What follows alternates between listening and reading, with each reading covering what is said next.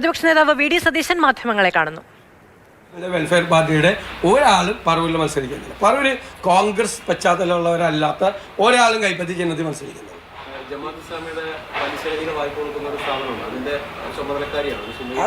ഞങ്ങളുടെ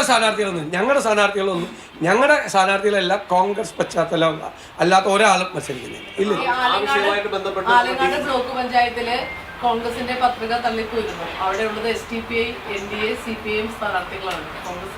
അവിടെ നിഷ്പക്ഷ നിലപാടാണ്. അങ്ങനെയുള്ള സ്ഥലത്ത് കടമക്കുടിയിലും ഇതാണ്. ഞങ്ങൾ വോട്ട് ചെയ്യേണ്ടെന്ന് പറഞ്ഞിരിക്കുന്നു. അവിടെ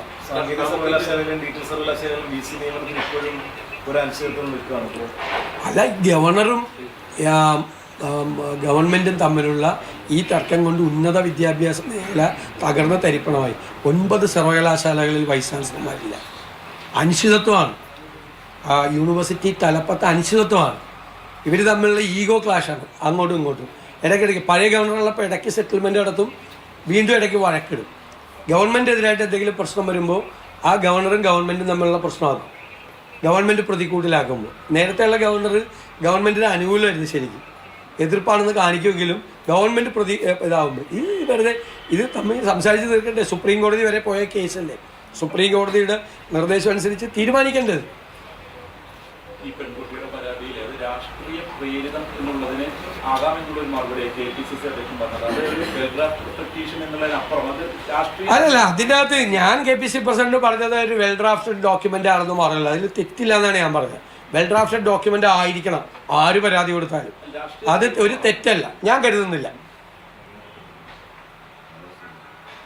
ഒരാളും അങ്ങനെ നമ്മൾ ഇത്തരം പരാതികൾ കൊടുക്കുമ്പോൾ നമ്മൾ മുൻവിധിയോടുകൂടി സംസാരിക്കരുത്. അത് പോലീസ് അന്വേഷിക്കട്ടെ. പോലീസ് അന്വേഷിച്ച് അതിൻ്റെ സത്യാവസ്ഥകൾ പറയട്ടെ. അതൊക്കെ കോടതി നിരവധി വിധികളിലൂടെ പറഞ്ഞിട്ടുള്ള കാര്യമാണ്.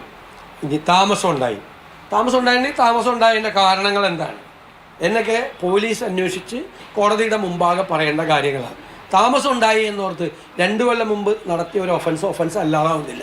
ഏത് ഒഫൻസാണെങ്കിൽ ഞാൻ ഈ കേസ് മാത്രം പറഞ്ഞതല്ല, ജനറലായിട്ട് പറഞ്ഞതാണ്. പണ്ട് നടത്തിയ ഒരു ഒഫൻസാണ്. പണ്ട് നമ്മളൊരാളെ കൊന്നു 5 കൊല്ലം മുമ്പ്. ഇപ്പോഴാണ് പരാതി വന്നത്.